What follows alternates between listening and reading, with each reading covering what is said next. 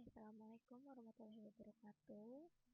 Jadi pada video kali ini kita akan mengerjakan GitLab Creating an Amazon RDS Database. Jadi di sini kita akan membuat sebuah database MySQL di cloud menggunakan Amazon RDS. Kita akan melakukan konfigurasi seperti memilih tipe database, kemudian mengatur username dan password, lalu menempatkannya ke dalam jaringan VPC. Kemudian setelah database berhasil dibuat, nah kita akan mengambil endpoint dari database tersebut yang ketika dibuka di tab baru itu hasilnya akan menunjukkan sebuah aplikasi web inventaris yang nantinya kita akan menggunakan aplikasi tersebut untuk menyimpan data dan menambahkannya dan lain-lain. Nah, ini sudah saya start lab, langsung aja kita buka. Nah, di sini task 1, Creating an Amazon RDS Database. Jadi di sini kita akan membuat seperti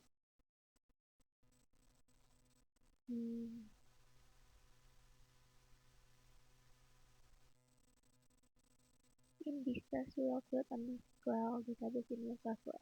Oke, jadi kita akan membuat sebuah database MySQL di VPC kita. Nah, kita udah buka ke console. Kemudian kita cari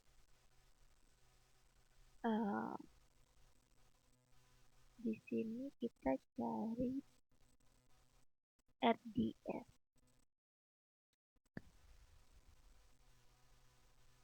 Nah, yang ini. Oh ya, sebentar. Saya sekalian buat screenshot laporan praktik terlebih dahulu.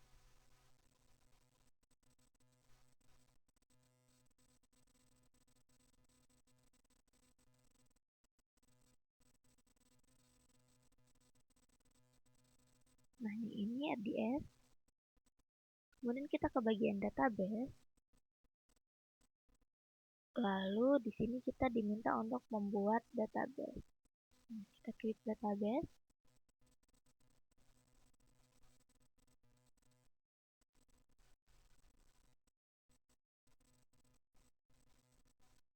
Kemudian di sini kita pilih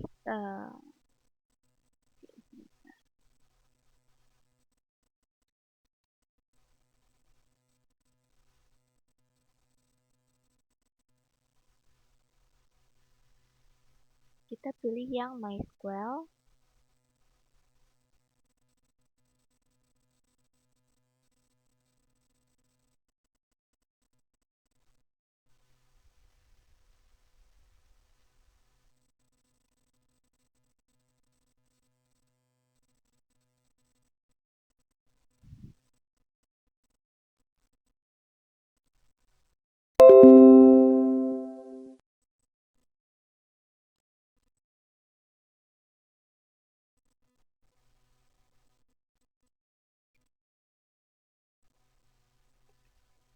Kemudian kita di bagian template-nya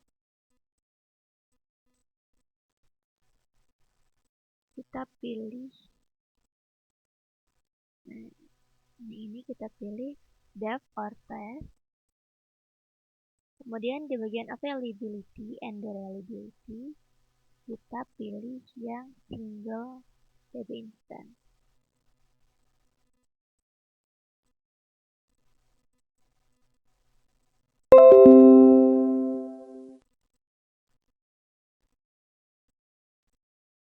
Lalu di bagian setting section konfigurasi ini bagian setting, nah ini kita tulis nama database identity-nya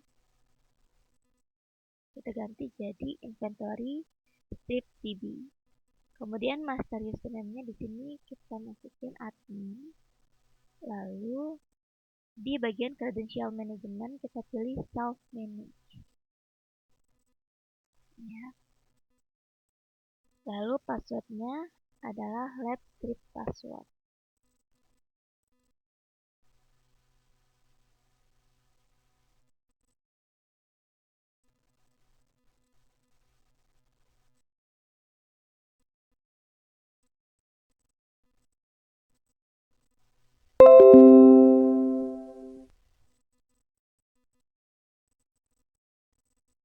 Kemudian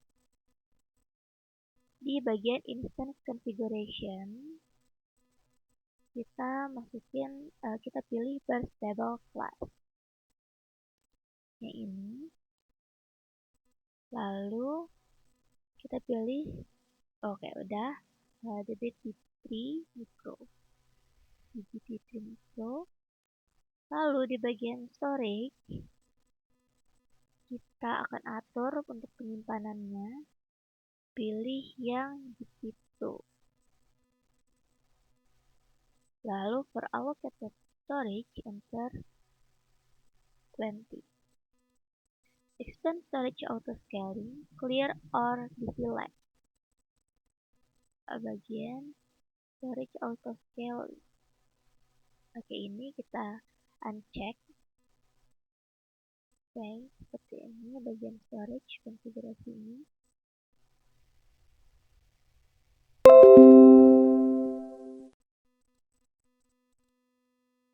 Kemudian kita ke bagian connectivity section. Connectivity, kita pilih yang virtual VPC-nya yang lab VPC. Nah, ini. Lalu di subnet grupnya, oke, kita pilih default aja. Ini kita pilih default. Kemudian di subnet group. Oke. Nah, di bagian existing VPC security group ini kita pilih choose DBSC. Ini.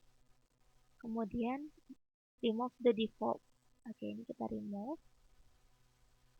Lalu oke, ini saya screenshot dulu di bagian connectivity.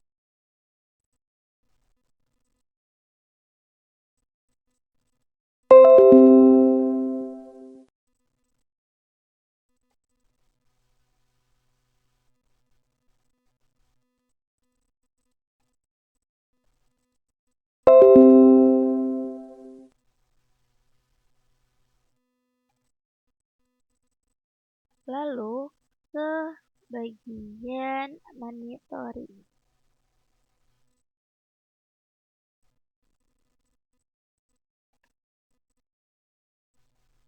Oke, ini kita pilih enable instance monitoring. Ini kita turn off atau uncheck. Oke.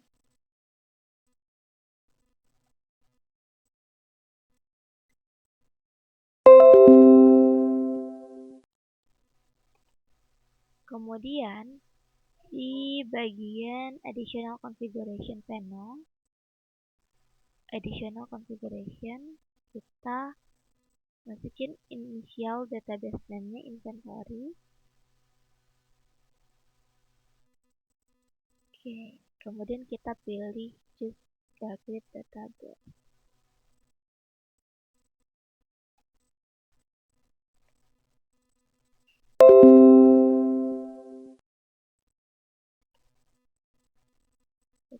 Create database.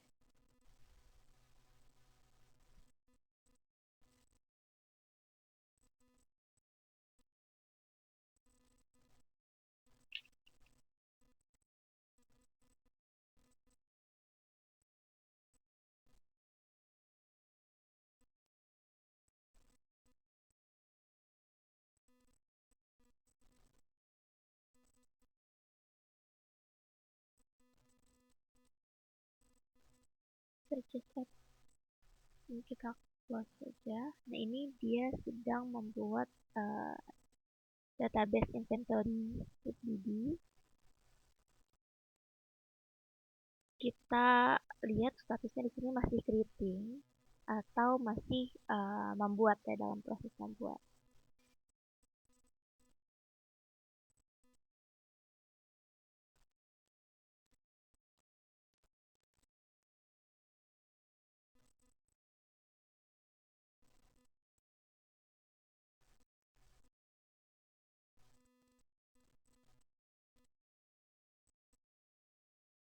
Coba kita buka, apakah ada pertanyaan di sini.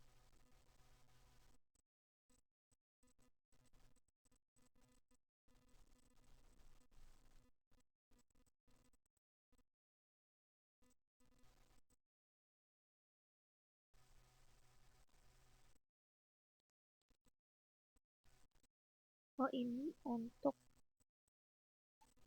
database inventory yang tadi kita buat, tapi masih creating, jadi dia belum menampilkan apapun.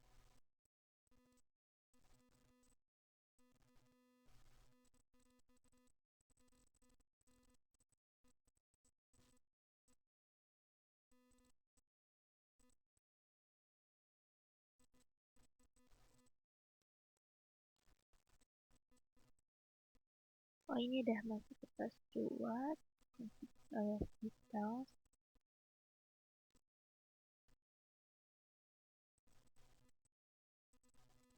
Kita diminta untuk pilih setting.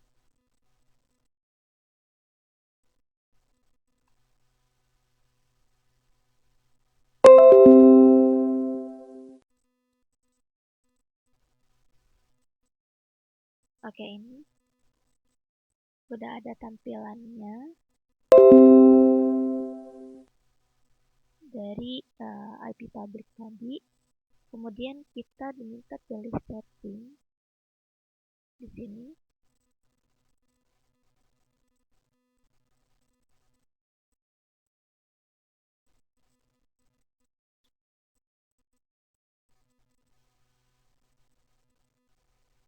Kita lihat ini masih scripting.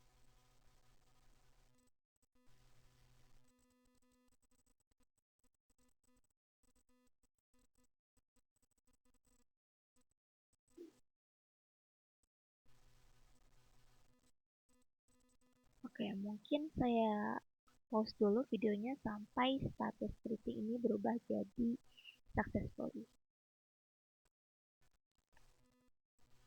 Nah, ini statusnya sudah successfully. Kita buka database-nya. Nah, di sini sudah ada endpoint yang bisa kita gunakan untuk kita masukkan di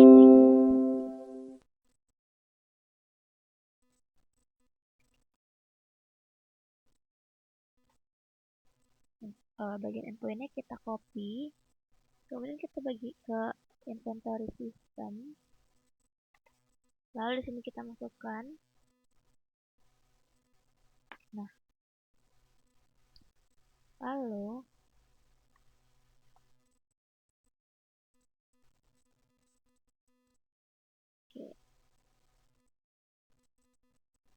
kita copy database di sini adalah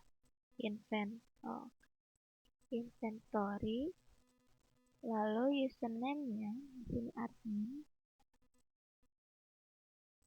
passwordnya password.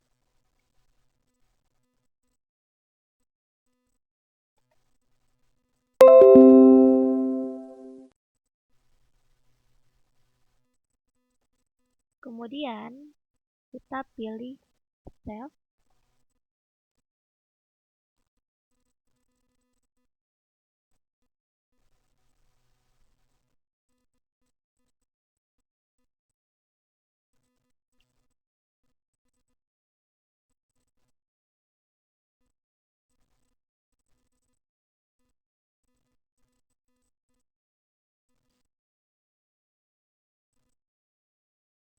Oke, ketika tadi kita udah save, nah nanti kita akan menambah inventory, edit, dan hapus inventory, informasi inventory menggunakan web aplikasi tersebut. tapi masih belum. Masih loading initial data dari data yang tadi kita inputkan. Kita tunggu aja.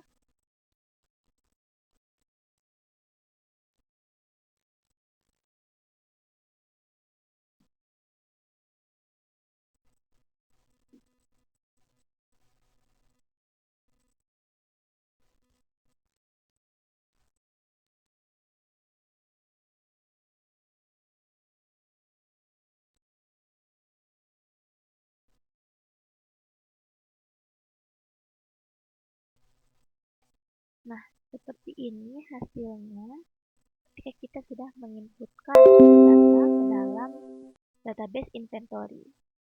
Nah, kemudian kita akan coba menambahkan inventory, tapi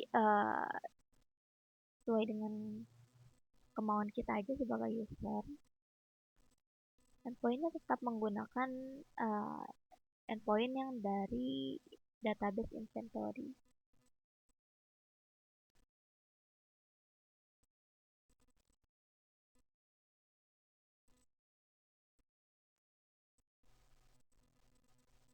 Oke, di sini pastikan levelnya punya 5 atau lebih inventory sebelum kita submit pekerjaan kita. Oke, tapi ini saya nambahin 1 juga udah cukup lama ya waktunya. Kita tunggu aja dulu. Terus saya pause dulu aja. Nah, seperti ini tampilannya ketika kita ingin menambahkan data ke dalam database inventory. Kita coba store-nya, misalkan saya pilih Miniso, lalu itemnya misalkan tumbler, lalu entity saya belum isi. Oke, mungkin bisa kalau kita pasangin, tapi nggak tahu juga apakah dia akan gagal ketika saya belum menginputkan entity-nya.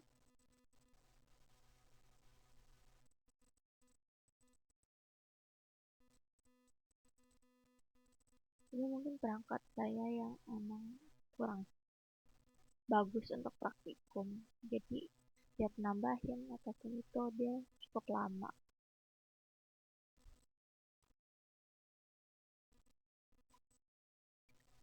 Nah, ini mungkin saya tambahin ulang aja deh, entity-nya 5. Ini kita submit.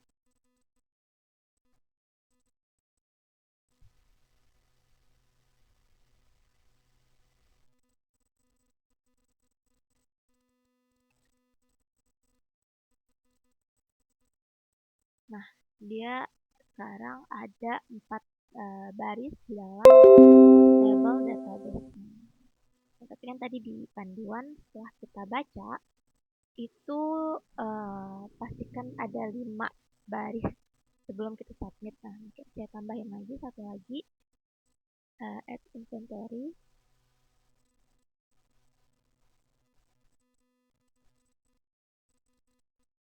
Nah, kita pilih store-nya apa ya?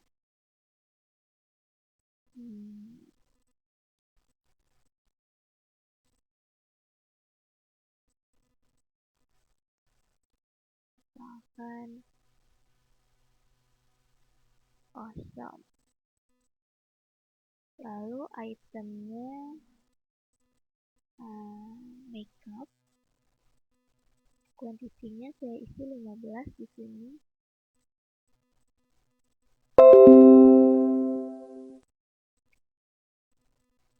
Lalu kita submit.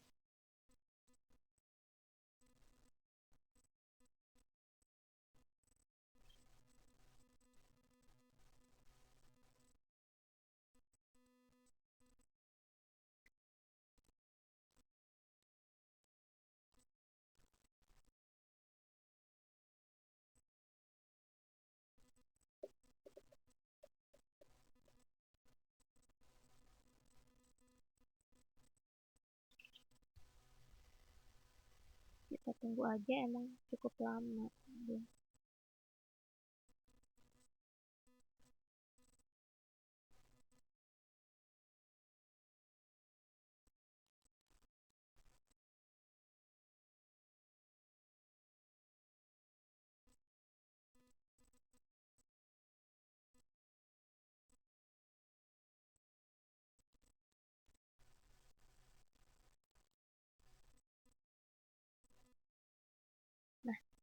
ini sekarang udah ada 5 garis di dalam database inventory kita. Artinya sampai sini pengerjaannya sudah selesai dan kita bisa submit. Namun, sebentar. Oke, karena sebelumnya pada pertemuan online itu diminta untuk menjawab pertanyaan debrief yang ada di slide materi PPT. Nah, di sini saya akan menjawab dari pertanyaan Amazon RDS Lab. Soal yang pertama, when you create your RDS DB instance, why did you configure it as a single database instance without a multi-available zone deployment option?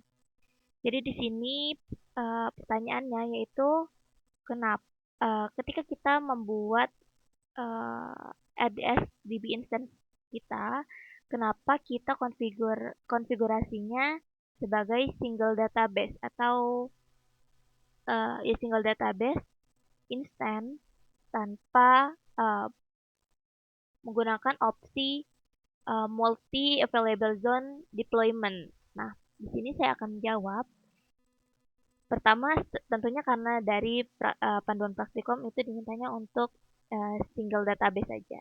Nah, tapi ada alasan juga karena kalau multi available zone dalam RDS itu akan membuat AWS menjalankan dua instance database di availability zone yang berbeda yang digunakan sebagai cadangan otomatis ketika terjadi gangguan-gangguan tertentu. Nah, tapi di sisi lain itu juga tentunya membuat bagian biaya dan waktu juga untuk pembuatan database-nya itu meningkat ya tentunya karena dia menggunakan beberapa availability zone dua kan multi. Nah, maka dari itu di sini kita bisa memilih yang single database supaya prosesnya itu lebih cepat, kemudian sederhana dan lebih menghemat biaya dibandingkan kita menggunakan multi availability zone deployment.